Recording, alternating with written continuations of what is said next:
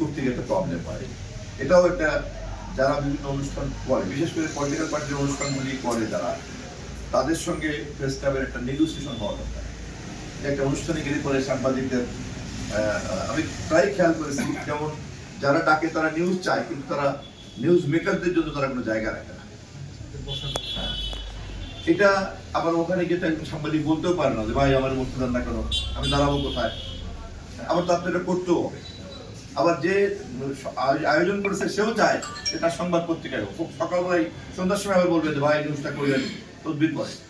তো ফলে আমি মনে করি এটাও প্রেস ক্লাবের দায়িত্ব হবে যে প্রেস ক্লাব এই ব্যাপারে একটা কথা বলে নেগোশিয়েট করবে যে আমরা এইভাবে একটা চিন্তা করছি, আপনারা অনুষ্ঠান করলে এইভাবে জিনিসটা করলে কেমন হয়। তখন তারা বলবে যে হ্যাঁ এইভাবে পারবো না। অনুষ্ঠান তো পলিটিক্যাল পার্টি এখানে খুব বেশি নাই, 2-3টা আছে, যারা যারা আছে তাদের সঙ্গে কথা বলে নিতে হবে। আরেকটা পদ্ধতি আছে, ডিজিটাল এবং ইলেকট্রনিক সিস্টেমে কমিউনিকেশনটা এখন অনেক পাওয়ারফুল। এই একটা ডিভাইস কিন্তু এলাও, একটা ডিভাইস কিন্তু এলাও, আমরা যদি এটার প্রপার ব্যবহারটা জানি। দেখা যায় কিছুই না, এখানে সমস্ত সাংবাদিকরা যার ইভেন ঘরে বসে বসেও কিন্তু হোম জার্নালিজমও কিন্তু করা যায় নাথিং। ইভেন প্রেস ক্লাব যদি চায় প্রফেশনাল দুটো লোককে নিয়োগ দিতে পারে, তারা মিটিংয়েই যাবে না, কাভারেজে করবে না, গেলে গেল না গেলে না গেলে তারা নিউজ কাভারেজ করবে, তারা অনলাইনে ড্রপ করবে, তারা তাদের মতো করে নিউজ দেখে দেখে বসে বসে বসে বসে নিউজ ড্রপ করে পাঠিয়ে ভিডিও পাচ্ছে। এটা তো সম্ভব না, মানে এটার কারণে তাহলে জাস্ট এই ধরনের পদ্ধতিগুলিকে ব্যবহার করা। আপাতত এইটুকু অন্তত করা যায়, প্রেস ক্লাবের অ্যাডমিনিস্ট্রেশনে প্রেস ক্লাব অ্যাডমিন থাকে, তারা একটা নিউজ ইলেকট্রনিক বক্স করবে, একটা ইলেকট্রনিক নিউজ বক্স করবে। সেই ইলেকট্রনিক নিউজ বক্সে যারাই সংবাদ সংগ্রহ করতে চায় তারা সবাই মেম্বার হবে।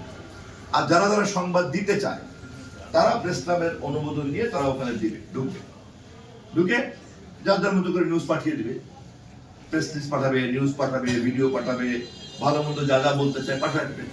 বাস যার মতো করে ডিভাইস দেখে রিপোর্টাররা বসে বসে নিউজ করে দিবে। হ্যাসেল কিন্তু কমে যায়, ফিজিক্যাল হ্যাসেলগুলো কিন্তু কমে যায়। এই ধরনের কিন্তু আধুনিকতা ডিজিটাল জার্নালিজমের মধ্যে কিন্তু ঢোকা যায়। কমিউনিকেশন সিস্টেম কিন্তু এই পাওয়ারটা দিয়েছে। আবার প্রেস ক্লাবের তো একটা নেটওয়ার্ক থাকবে, নোটিফিকেশনের জন্য প্রেস ক্লাবের নিজের একটা ডিজিটাল প্ল্যাটফর্ম থাকবে। আমি আজকে আস্তে আস্তে দেখতেছিলাম যে পুনর্গঠন যে নামটা ব্যবহার, এটা তো এখন আর লাগে না বোধহয়, এখন তো শুধু প্রেস ক্লাব বললেই হয়।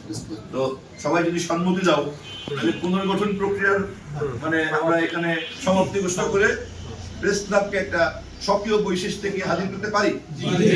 তাহলে আমি সকলের সম্মতি সাপেক্ষে পুনর্গঠন প্রক্রিয়ার সমাপ্তি ঘোষণা করছি। এখন একটা গণতান্ত্রিক প্রেস ক্লাব হিসেবে এটা পরিচিত হবে। এবং আমি আহ্বায়ক প্যানেলকে অনুরোধ করব যে এখানে যে ডিজিটাল প্ল্যাটফর্মে পুনর্গঠন প্রক্রিয়ার নামটা আছে সেটা সংশোধন করে গণতান্ত্রিক প্রেস ক্লাবের একটা এখানে তারা প্ল্যাটফর্ম করবে এবং all member should be included, সবাই এটার মধ্যে যুক্ত থাকবে। আরেকটা হবে নিউজ বক্স, গণতান্ত্রিক প্রেস ক্লাবের নিউজ বক্স অ্যাডমিন করবে সে, কিন্তু যারা এই নিউজ দিতে চায় তারা ওটা মেম্বার হবে।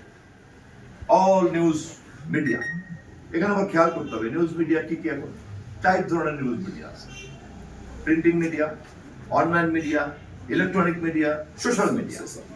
there are 4 category.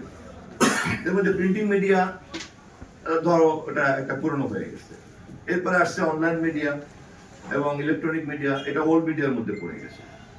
Social media এখন হয়ে গেছে একটা নিউ মিডিয়া, এবং নিউ মিডিয়া সোশ্যাল মিডিয়ার কারণে যার হাতে এখন স্মার্টফোন সেই জার্নালিস্ট, এমন অনেক ব্যক্তি দাঁড়িয়ে গেছে যারা বাংলাদেশের অনেক প্রখ্যাত পত্রিকার চেয়েও বেশি ক্ষমতা রাখে। একটা পত্রিকা যে পরিমাণ প্রভাবিত করতে পারে, একজন ইন্ডিপেন্ডেন্ট একজন তার বাসার বেডরুমে এসে একটা ইউটিউব ক্যামেরা দিয়ে কথা বলতেছে, দেখা যায় যে তার ভিউয়ার অনেক বেশি। পৃথিবীতে তানজানিয়াতে এখন এক ছেলে আছে, ওর বয়স মাত্র 33 বছর বয়স, তাকে বলা হয় যে সিটিজেন জার্নালিস্টের মধ্যে সবচেয়ে ইনফ্লুয়েন্সিয়াল জার্নালিস্ট। সে ওয়ার্ল্ডের নানান টপিকের উপরে এমন ভাবে সে কথা বলে এবং বহু লোক তাকে ফলো করে। এই জিনিসগুলিকেও কিন্তু আমাদের আইডিয়ার মধ্যে আনতে হবে এবং ভিতরে একটা মানে আমাকে কেউ ভুল বোঝার কোনো কারণ নাই, তবু আমি তোমাদের ছোট ভাই, আমি সেটা নিয়ে একটু অধিকার নিয়ে বলছি।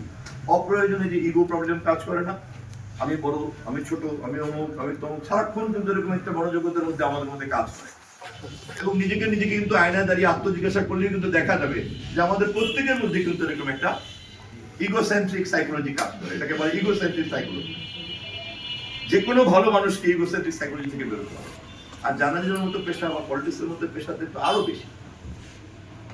আর ইগোসেন্ট্রিক সাইকোলজিটা এত খারাপ জিনিস যে এটা যখনই কোনো একটু ক্ষমতা বাড়ে, একটু বৃত্ত বাড়ে, তখনই কিন্তু ইগো সেন্সও কিন্তু অনেক বেশি ধারালো হয়ে যায় এবং খুব হিংস্র হয়ে যায়। তো যাই হোক, এই জিনিসগুলি একটু মাথার মধ্যে রেখে রেখে যদি চলে, আমি মনে করি যে গৌরদী প্রেস ক্লাব এখানে তার পুরনো ঐতিহ্য শুধু না, সে আধুনিক যুগের একটা আধুনিক বৈশিষ্ট্য নিয়ে হাজির হতে পারবে। এবং এখানে অবশ্যই তোমাদেরকে এই ডিজিটাল জগতে জার্নালিজমকে ট্রান্সফর্ম করার যে ক্যাপাবিলিটি, ওই ক্যাপাবিলিটি থাকতে হবে। এখানে শুধুমাত্র বইপত্রের জ্ঞান থাকলে চলবে না, এখানে ওই প্রযুক্তিগত জ্ঞানটা লাগবে যে নিউ কমিউনিকেশন সিস্টেমে কিভাবে ইন করা যায়। এবং সেই ক্ষেত্রে গৌরদী প্রেস ক্লাব কিন্তু বাংলাদেশের বহু জায়গাতে একটা দৃষ্টান্ত হতে পারে।